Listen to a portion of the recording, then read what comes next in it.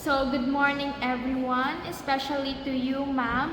And now I am going to discuss the continuation of another topic, which is the characteristics of wind global system. So now let us tackle about the 5 continuation types of wind global system. So first, the single cell model.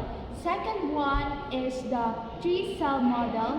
The third one is the average surface winds and average surface pressure. And the last one is the jet streams. And also, we are going to discuss the general circulation of precipitation. So the first one is the single cell model. So want to know what is single cell model? So in single cell model, also known as the Hadley cell, is a simple model that describes the global wind circulation pattern in one cell or loop. It was also proposed by George Hadley in 1735. Another definition is that in this model, the air rises at the equator, creating a low pressure area. It also moves towards the poles at high altitudes. Air sinks at the poles, creating a high pressure area, and air returns to the equator at the surface, completing the loop. So how does the single cell model works? So at the picture below, so makita nato ang globe, di ba? So unsa kaya ang ginabuhat sa single cell model in terms of the wind global system? So ingon diri nga ang single cell model magatuyok siya ang air gikan sa equator, which is the center, di ba? The center of the earth. And also, after ana sa equator, ang air mo rises na pod padulong sa cold or sa polar region. Then after that sa cold, mobalik na pod siya sa equator, which is the cause of the low pressure area. So magbalik-balik ra na siya. So mao na siya ang circulation, kay isa naman siya ka loop, single cell raman siya, dili man siya ingon nga daghan siya tuyukan. So from the equator rises to the top, right, and also magsugod na po siya sa equator, and that kana siya nga circulation, magbalik-balik ra na siya in one that way. So mao na siya ang real meaning sa single cell model. So unsa man gayud ang main function sa single cell model? So bali sa akong giingon ganina nga ang single cell model is nagatuyok ra siya only in one loop of the atmosphere. So it also explains the trade winds and their direction. Sama sa akong gisulti ganina. The second one is to describe the formation of the subtropical high and equatorial low. So mao to sa taas, subtropical highs, and then sa tunga mao to siya equatorial lows. And lastly, it provides basic understanding of global wind patterns and climate zones. So the single cell model, importante siya sa ato para mahibaw-an nato kung unsa jud ang pinaka the best or nga wind pattern or circulation nga atong mabatian diri sa atmosphere. And the second one is the 3-cell model. So ato gi-discuss kay single man siya, so isa ra siya Hadley cell. This 3-cell model is a more realistic model that divides the global wind circulation into 3 cells or loops. So kay single na siya, karon 3, naa siya 3 loops. So the first one is the Hadley cell, katong single cell model ganina. The second one is the Ferrel cell, and the third one is the polar cell. So first one, the Hadley cell, or it ranges 0 to 30 degree latitude. So sa Hadley cell pod, air rises at the equator, creating a low pressure area. Air moves towards the subtropics, 30 degrees latitude at high altitudes. And also, the air sinks at 30 degrees latitude, creating a high pressure area. So ang Hadley cell, mauni siya ang single cell model ganina. So mo ni siya ang first type sa 3-cell model. And then the second one is the Ferrel cell, or 30 degrees to 60 degrees latitude. So diri sa Ferrel cell, air rises at 60 degrees latitude, creating a low pressure area. Air moves towards the subtropics, or 30 degrees latitude at high altitudes. Air sinks at 30 degrees latitude, creating a high pressure area or subtropical high. And also, the air returns to 60 degrees latitude at the surface or the westerlies. So, ang Ferrel cell, mao ni siya ang tunga or the middle of the polar and the Hadley cell or the equator. So, kung ang Ferrel cell, mao po ni siya ang dili kaayo init, dili kaayo bugnaw nga wind type. Kay naman siya sa tunga, dili pud kaayo maapektuhan diri ang global system. Pero, apil gihapon siya sa global wind circulation. And the last cell, including in the 3-cell model, is the polar cell, or the 60 degree to 90 degrees latitude. So air sinks at the poles, creating a high pressure area. Air moves towards 60 degrees latitude at the surface or the polar easterlies. Air rises at 60 degrees latitude, creating a low pressure area. And lastly, the air returns to the poles at high altitudes. So, kung ang Hadley cell, mag-start siya o wind circulation sa equator, ang Ferrel cell is the middle side of the Hadley and the polar. Ang polar cell, mo ni siya ang high altitude or nana sa top and the low of the atmosphere. So, what is the main function of 3-cell model? So, na-discuss naman nato siya, which is the Hadley, the Ferrel, and the polar cell. So, according to my research, 3-cell model is a more realistic representation dividing into 3 loops. And also, it explains the trade winds in east-westerly, same gapon sa single-cell method. And also, it explains the formation of subtropical highs and equatorial lows, and also the polar fronts. Kay apil naman ang polar cell ato. And also, it distributes the precipitation of climate zones, so katong circulation of winds, and also the jet streams and their influence on middle latitude weather. So, later on, madiscuss na to o kung sapod ang bulhaton sa jet streams in the wind global system. And then, the next one is the average surface winds and pressure. So, duha man na siya kabuok, winds and pressure. So, now sa nato discuss is the average surface winds. So, what is average surface winds? So, the average surface winds are the prevailing winds that blow over a particular region, driven by the global wind circulation patterns. The main wind belts there are 3 types of wind belts na include sa average surface winds. So, the first one is the trade winds, the westerlies, and also the polar easterlies. So, the trade winds is the easterly winds that blow from the subtropical highs towards the equator. So, same sa single-cell model.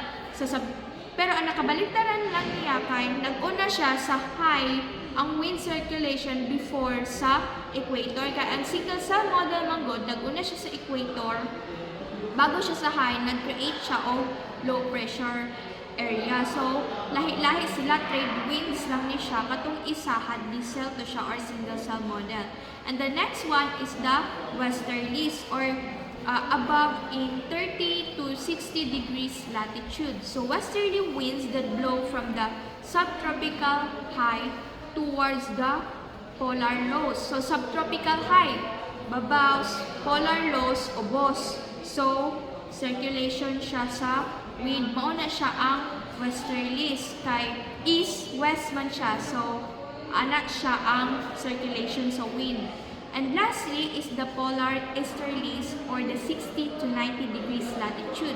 So, easterly winds that blow from the polar highs towards the polar lows. So the polar easterlies, polar gihapon, highs and lows, nagbalik-balik gihapon siya og circulate ang blow kay polar easterlies man siya.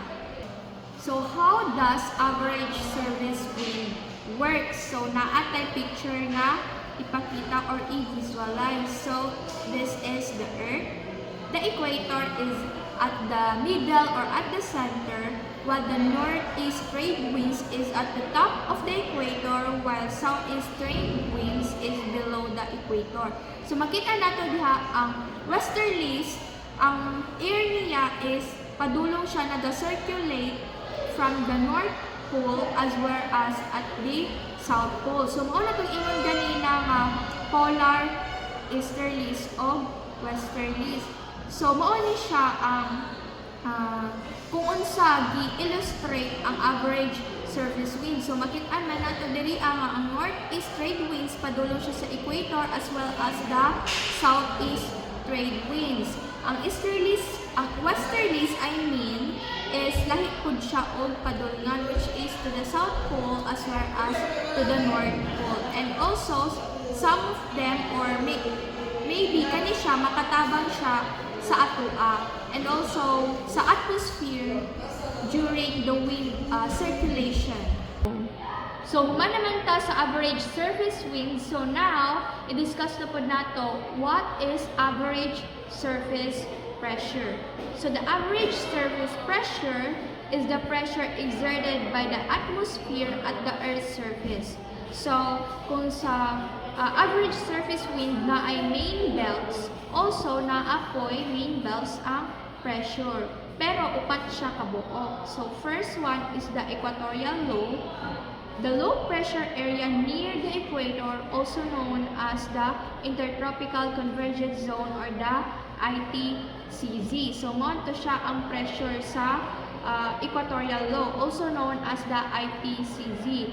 The next one is the subtropical highs, wherein the high pressure areas located near 30 degrees latitude, also known as the subtropical ridges. The third one is the polar highs, the high pressure area located at the poles. And the last one is the subpolar lows, the low pressure areas located near 60 degrees latitude, also known as the polar fronts. So kani siya nga mga same gihapon sila sa average surface winds. Pero ang discuss lang ani nila is about the pressure. Pero same na gihapon sila og padulngan. So how does the average surface pressure works?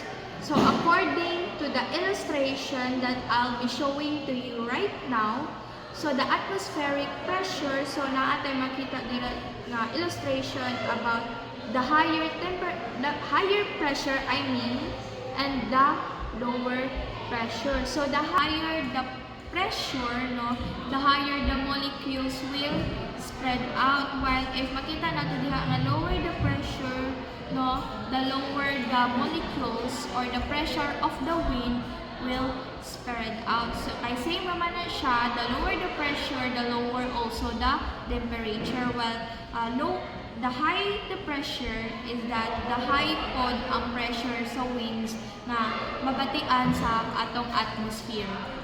So what is the main function of the average surface pressure? So same gihapon ni sila sa average surface wind. So basahon nako.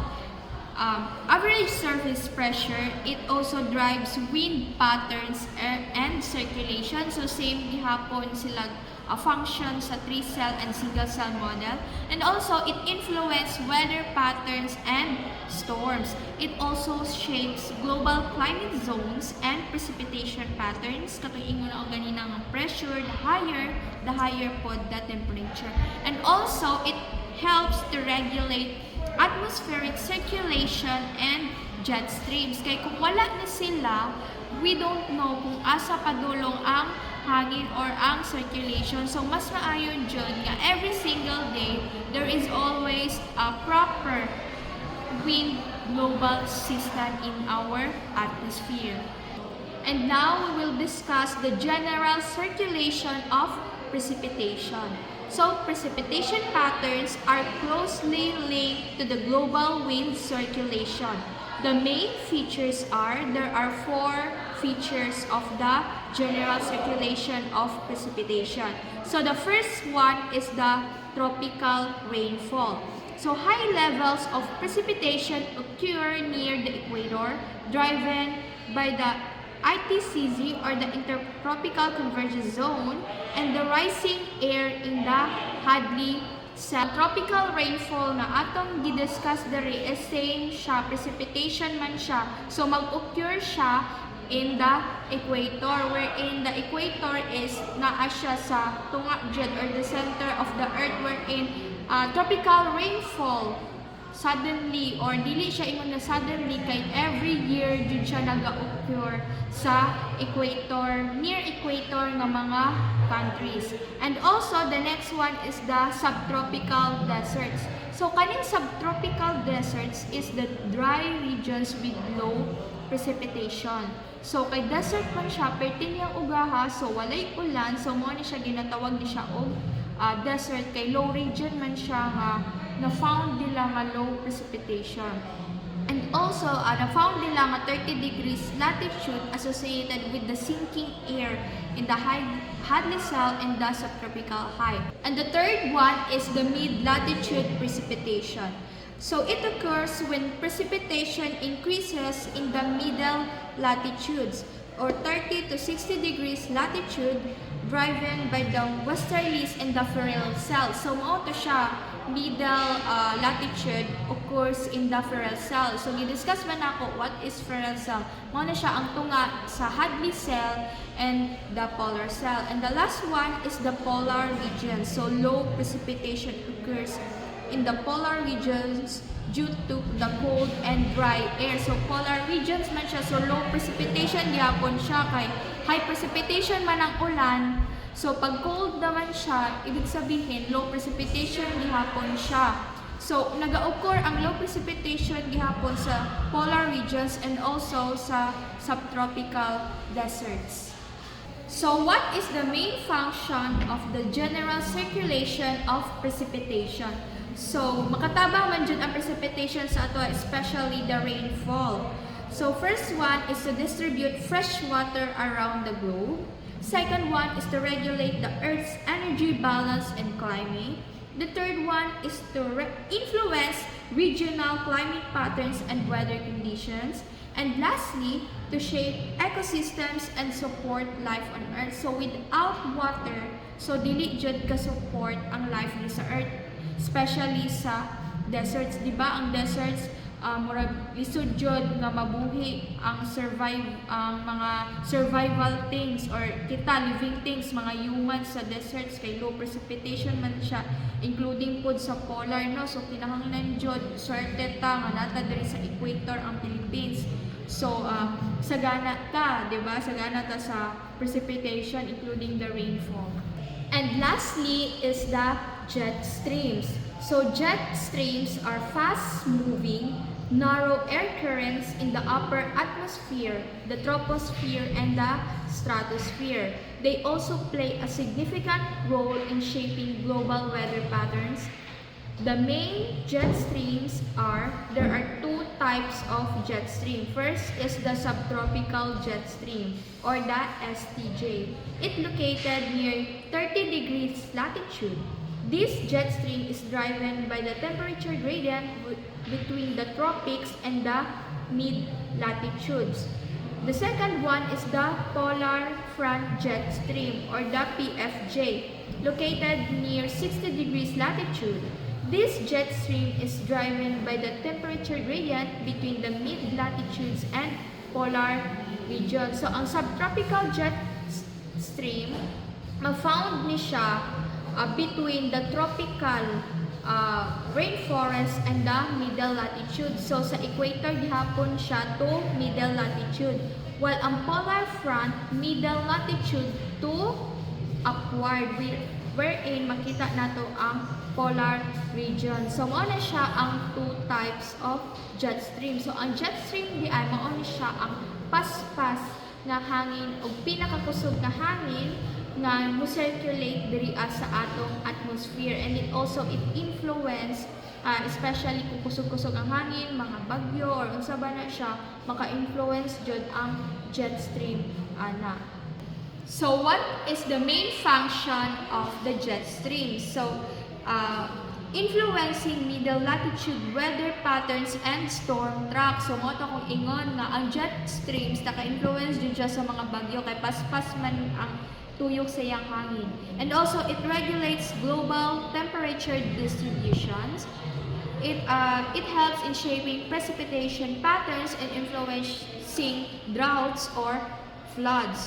And also it impacting the aviation and transportation. And lastly, it drives global atmospheric circulation and climate patterns. So I hope that anyone can understand how does the wind global system helps for us to regulate the wind circulation in our atmosphere. So maoto siya ang 6 types or 6 remaining types of a wind global system. And I hope you understand, viewers, what I discussed to you about this particular lesson. So that's all. Good day and thank you, everyone.